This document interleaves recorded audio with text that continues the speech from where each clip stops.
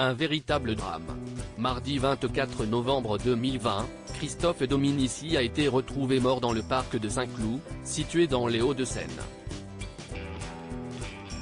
Ayant connu des épisodes dépressifs et un manque de sommeil, l'ancien rugbyman de 48 ans était en état de détresse.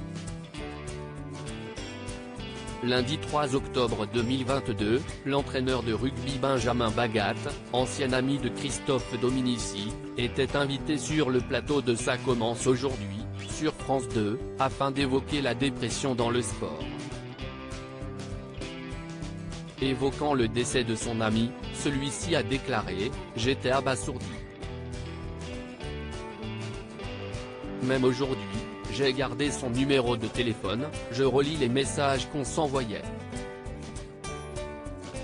Il est toujours présent chez moi, j'ai une photo de lui dans mon salon, et parfois je lui parle. Les joueurs ont parfois dans leur carrière des passages à vide. Et lui, comme il en avait eu dans sa carrière, il avait décelé ça. Il avait à cœur de rendre au rugby ce que le rugby lui avait donné, et essayer d'apporter aux jeunes ce qui leur manque aujourd'hui. Au cours de l'émission, Faustine Bollard lui a demandé des nouvelles de la veuve de Christophe Dominici, Loretta Denaro, et de leurs deux filles, Chiara et Maya. Elles survivent. Loretta a assumé pas mal de choses, et continue de les assumer. Elle est d'ailleurs venue, il n'y a pas très longtemps chez moi.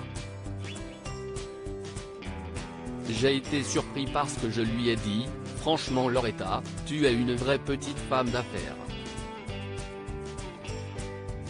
Elle se bat pour la mémoire de Christophe et pour l'avenir de ses filles, a-t-il déclaré.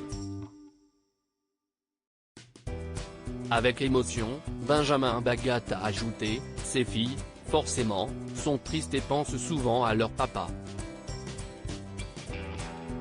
J'essaye, quand elles me posent des questions, d'y répondre. Surtout Chiara la grande. Avec mes mots à moi, je ne sais pas, peut-être que je suis un peu maladroit, je n'en sais rien, mais j'essaie de répondre à leurs questions en tout cas. Benjamin Bagat, on n'a pas le droit de ne pas être bien. Évoquant la dépression, l'entraîneur a expliqué, le monde du rugby était au courant, mais comme pas mal de milieux ça va tellement vite, et il faut toujours aller plus haut et plus fort qu'un fait. Chacun pense à sa propre personne, et on devient égoïste dans ce milieu-là. À partir du moment où on met du pouvoir, de l'argent et des hommes, cela ne fait jamais bon ménage. Cash, Benjamin Bagat a déclaré, quand on voit le salaire moyen, et que les gens font les 3-8 pour gagner un SMIC, cela va nous amener à quoi de dire que l'on n'est pas bien? On n'a pas le droit de ne pas être bien.